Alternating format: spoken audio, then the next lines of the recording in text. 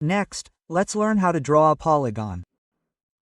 Since rectangles are so commonly used, they are separated into the command R, but this function is convenient when you need to draw polygons larger than triangles or pentagons.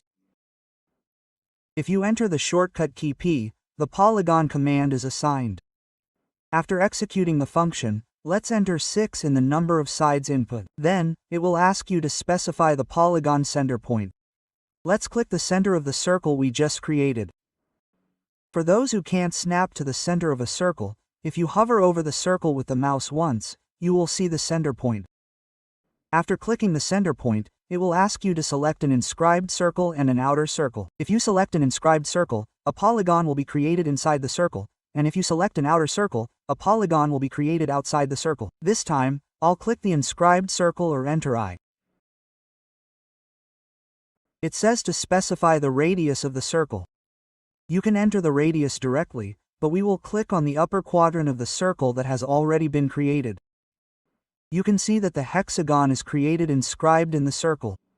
This time, let's pause the video for a moment and draw an octagon that is circumscribed in the same circle.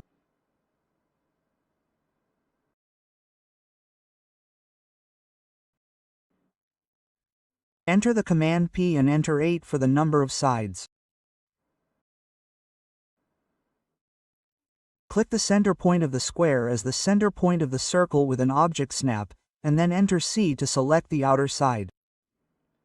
Finally, by clicking on the upper quadrant of the circle, we were able to create an octagon that is circumscribed in the circle. Now, let's draw an arc with the next function.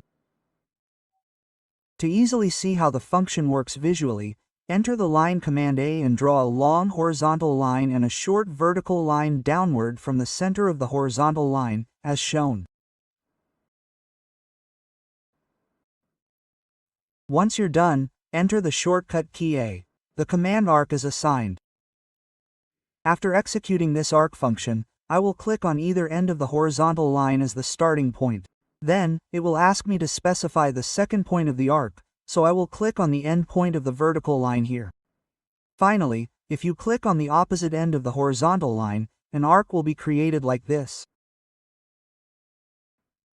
The order of selection is important for the arc function, so if you click on both ends of the horizontal line first and then the end of the vertical line, an unintended object may be created like this.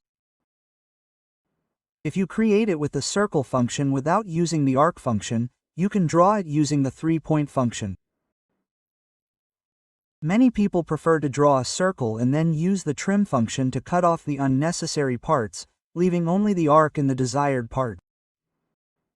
So, some people do not use the arc function at all, but if you do not know some of the high functions in the arc function, the work can be almost impossible, so I will introduce one representative example. Let's erase all the drawn objects and input 0, 100 from any point in front with the line command to draw a line 100 long on the y-axis. Then, let's input 50, 0 from the upper endpoint to draw a shorter line on the x-axis. If you need to draw an arc with a radius of 200 passing through both ends of this shape, can you draw it as a circle? It is possible if you utilize various institutional skills, but even after listening to all the lectures, it will not be easy to think of a method to draw it without using the arc function. In this case, you can draw it simply by utilizing the arc endpoint and radius subfunction. Enter the shortcut key A to execute the arc function and click the upper right endpoint of the line first. Here, enter the end subcommand 2 and then click the starting point of the lower left line. Finally, if you execute the radius R subcommand and input 200, you can create an arc with a radius of 200 by passing through these 2 points. Now, let's learn how to delete all the objects we just created and draw an ellipse. Since the industries and tasks that the listeners work in are diverse, there will definitely be some who do not need the ellipse function. However, in the field of mechanical design, if you need to draw the right side of a model like this, you will not be able to draw it if you do not know the ellipse function. Now, let's enter command 2 to execute the ellipse function and specify the first two ends horizontally in an empty space in the drawing, and then specify the endpoints of the axis to create an ellipse.